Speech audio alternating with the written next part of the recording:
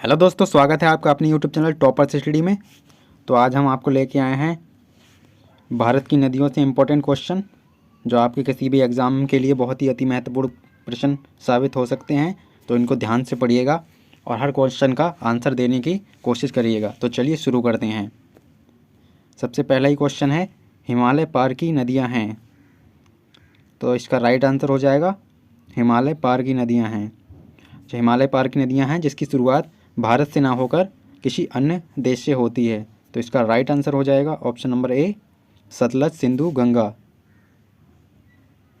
तो चलिए बढ़ते हैं क्वेश्चन नंबर 2 की तरफ।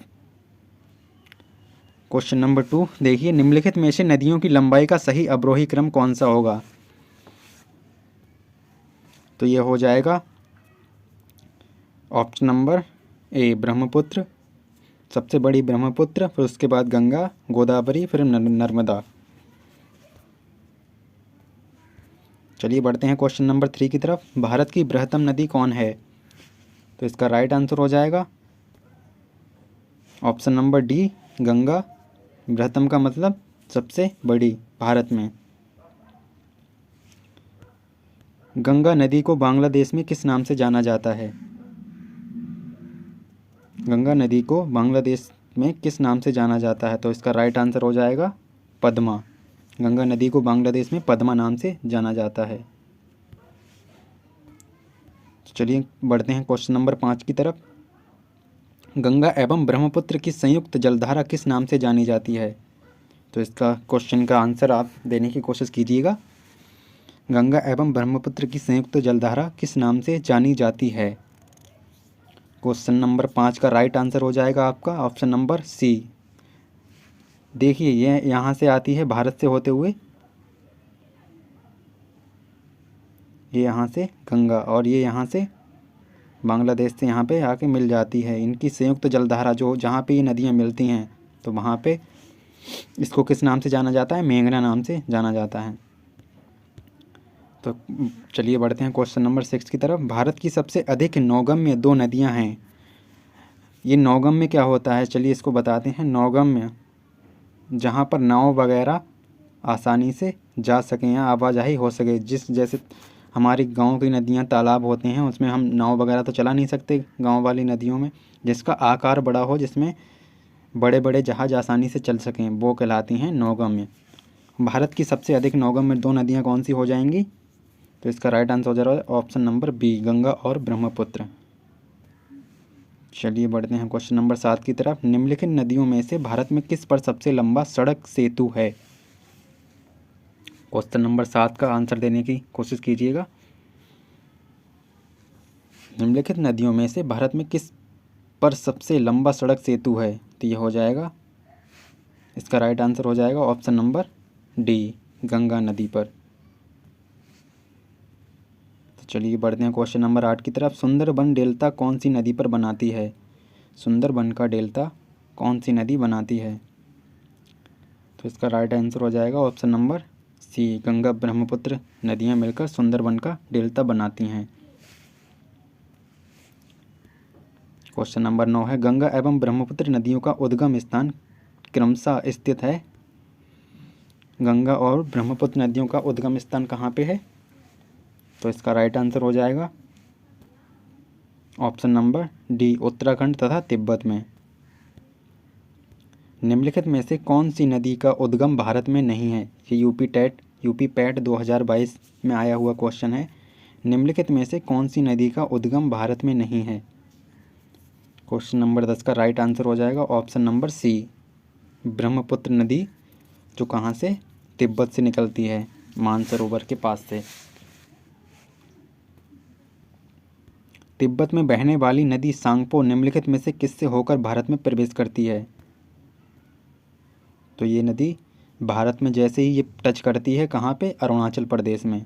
तो इसका राइट आंसर हो जाएगा ऑप्शन नंबर सी।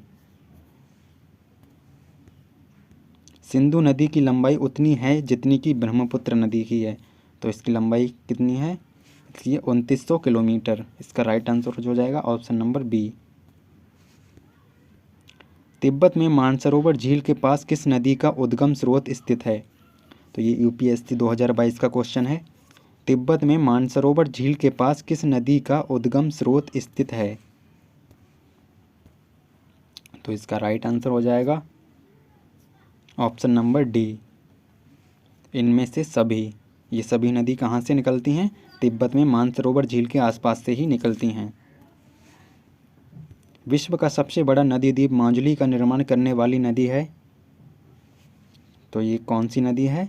ये है ब्रह्मपुत्र नदी। ये थोड़ा टाइपिंग मिस्टेक हो गया है, ये हो जाएगा ब्रह्मपुत्र नदी। क्वेश्चन नंबर 15 है, निम्नलिखित में से कौन सी नदी दक्षिण से उत्तर की ओर प्रवाहित होती है? इम्पोर्टेंट क्वेश्चन है ये। निम्नलिखित में से कौन सी नदी दक्षिण से उत्तर की ओर प्रवाहित होती है? तो साथ ही साथ अगर आपको क्वेश्चन पसंद आते हों तो आप वीडियो को लाइक ज़रूर कीजिएगा और चैनल को हमारे सब्सक्राइब कर लीजिएगा, क्योंकि हम ऐसे ही MCQ क्वेश्चन आपको इम्पोर्टेंट्स जो आपके एग्ज़ाम के लिए इम्पोर्टेंट होते हैं लाते रहते हैं। तो इसका राइट आंसर हो जाएगा ऑप्शन नंबर डी, वेतवा। ये दक्षिण से उत्तर की ओर प्रवाहित होती है। निम्न में से किस नदी को बिहार का शोक कहा जाता है? इम्पोर्टेंट क्वेश्चन है ये, काफ़ी बार पूछा गया है। तो इसका राइट आंसर आपको पता ही होगा, ये हो जाएगा कोसी नदी। निम्नलिखित में से कौन सी नदी हिमालय से परे की नदी है? तो इसका राइट आंसर हो जाएगा ऑप्शन नंबर सी, सतलज। निम्नलिखित नदियों में से कौन एक विनाशक नदी कहलाती है? विनाशक नदी जो जहाँ जिसके कारण बिहार में सबसे ज़्यादा बाढ़ और तबाही मचाती है, वो कौन सी नदी है? ये है कोसी नदी।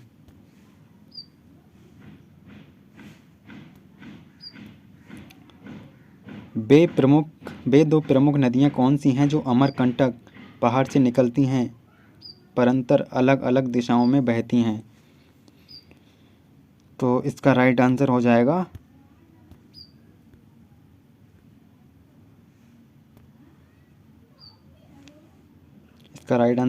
ऑप्शन नंबर डी, नर्मदा और बेतवा।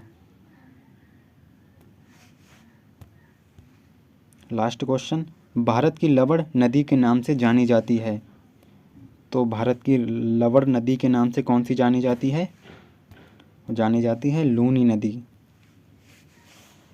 इसमें लवण की मात्रा सबसे अधिक पाई जाती है। तो वीडियो अच्छी लगे तो वीडियो को लाइक कीजिएगा और हमारे चैनल टॉपर्स स्टडी को सब्सक्राइब करना ना भूलें ऐसी ही वीडियो पाने के लिए। धन्यवाद।